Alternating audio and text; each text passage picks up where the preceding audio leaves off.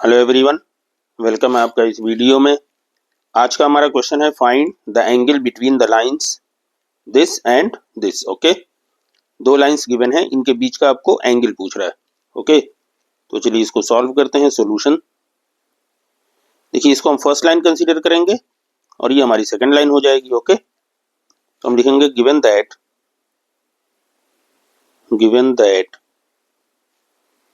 The first line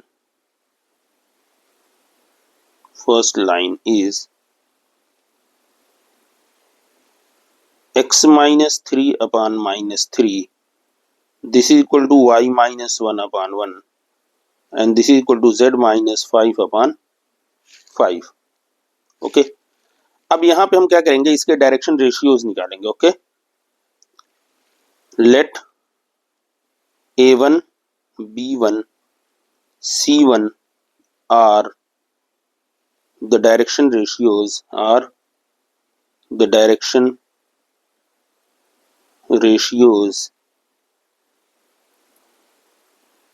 of the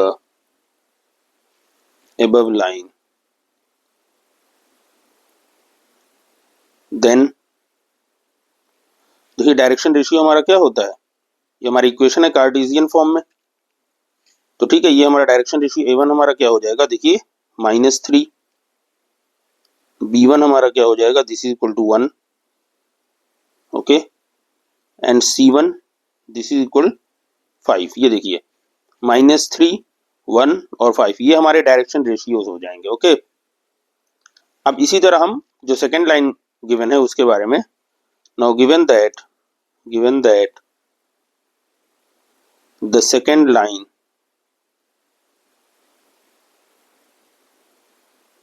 is, second line हमारी क्या, this is x plus 1 upon -1, this is equal y minus 2 upon 2, y minus 2 upon 2 and this is equal z minus 5 upon 5। Okay, z minus 5 upon 5। Okay, यहाँ पे भी हम इसी तरह करेंगे कि late a2 b2 c2 are the direction ratios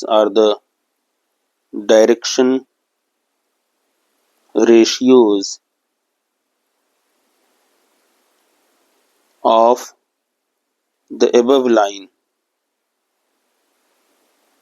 या of the second line, जो भी आप लिखें। देन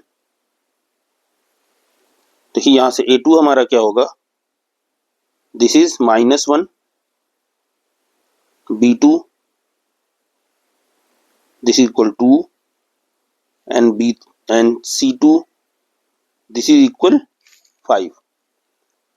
ओके, अब हम क्या करेंगे, देखिए डायरेक्शन रेशियोज अगर हमें मिल जाते हैं दोनों लाइंस के, तो फिर हमें इनके बीच का एंगल हम फाइंड आउट कर सकते हैं। ओके, तो हम लिखेंगे we know that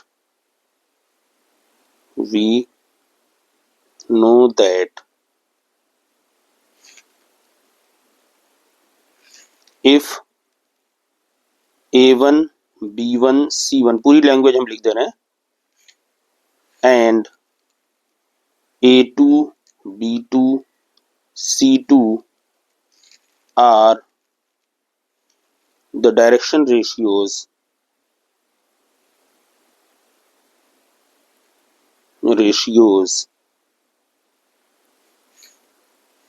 of two lines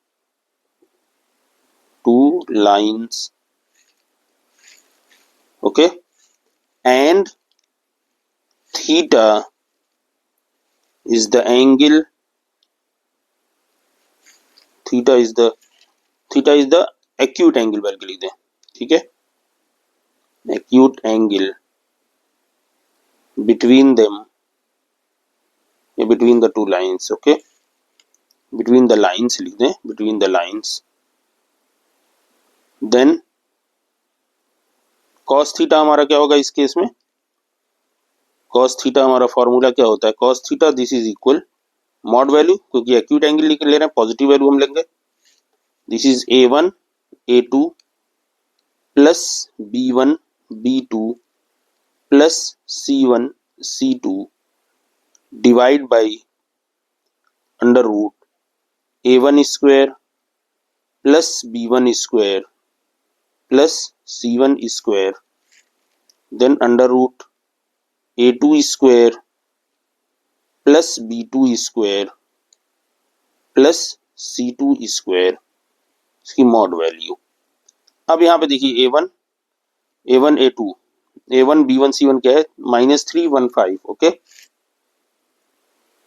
तो चलिए इसको बस सॉल्व कर ले, हमारा आंसर मिल जाएगा। Okay, now this is equal mod value A1 देखिए -3 into 1 plus 1 into 2 plus 5 into 5 divide by under root -3 का स्क्वायर प्लस 1 का स्क्वायर प्लस 5 का स्क्वायर देन अंडर रूट 1 का स्क्वायर प्लस 2 का स्क्वायर प्लस 5 का स्क्वायर। ओके, बस इसी को आपको सिंप्लीफाई कर देना, आपको आंसर मिल जाएगा। नाउ दिस इज इक्वल, अब इसी को आप सिंपल कर लें, दिस इज, ये क्या हो जाएगा हमारा -3 plus 2 plus 25। Okay, divide by, ये हमारा क्या हो जाएगा, एक एक स्टेप लिख दें तो 9 प्लस 1 प्लस 25 और ये हमारा हो जाएगा 1 plus 4 plus 25। Okay, now this is equal mod value, ये हमारा क्या हो जाएगा 27 माइनस 4,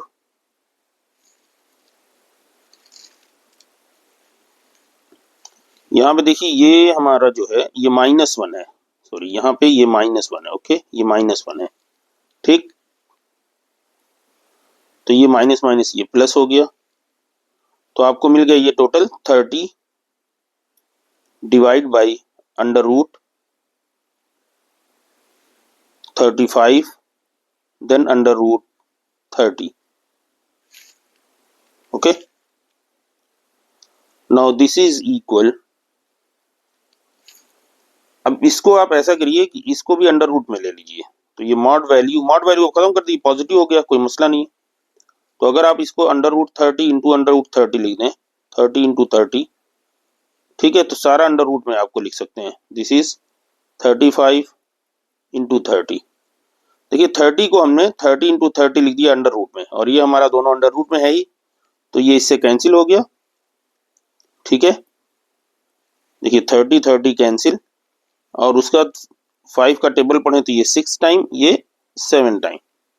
ओके, तो फाइनली हमें क्या मिल गया, this is equal to under root 6/7। ठीक है, ये हमें क्या मिला, कॉस थीटा की वैल्यू। ठीक है, ये हम किसकी वैल्यू कैलकुलेट कर रहे हैं, कॉस थीटा की वैल्यू कैलकुलेट कर रहे हैं। ठीक है, तो कॉस थीटा में मिल गया, दिस इज कॉस थीटा। ठीक है, आप सारा आप लिख दीजिए, अदरवाइज लिखने की जरूरत नहीं, this is cos theta is equal to 6/7। अब थीटा की वैल्यू हमें कहा एंगल बिटवीन, तो this implies that theta is equal to क्या हो जाएगा, कॉस इनवर्स अंडर रूट 6/7। ये हमारा हो जाएगा फाइनल आंसर। ओके, तो देखिए ये हो गया हमारा फाइनल आंसर। तो उम्मीद है आपको ये सॉल्यूशन समझ में आ गया होगा। स्टेप, ये हमने सारे स्टेप लिख दिए हैं, तो आप इसको डायरेक्ट भी कर सकते हैं। जैसे मान लीजिए आपने यहाँ पे लिख दिया, लाइन लिख दिया, और यहाँ लिख दिया डायरेक्शन रेशियोज, और लिख दिया A1 B1। इतनी लंबी बातें लिखने की जरूरत बहुत नहीं है, लेकिन ये कि हमने सारे स्टेप लिख दिए, टेक्स्ट भी लिख दिए, ताकि आपको हर स्टेप आसानी से समझ में आ जाए। ओके, और ये कैलकुलेशन है, इसके स्टेप आप स्किप कर दीजिए अपने हिसाब से, आप इसको जैसे भी सिंप्लीफाई करें। ठीक है, तो ये हो गया आंसर। चलिए मिलते हैं अगली वीडियो में, गुड बाय।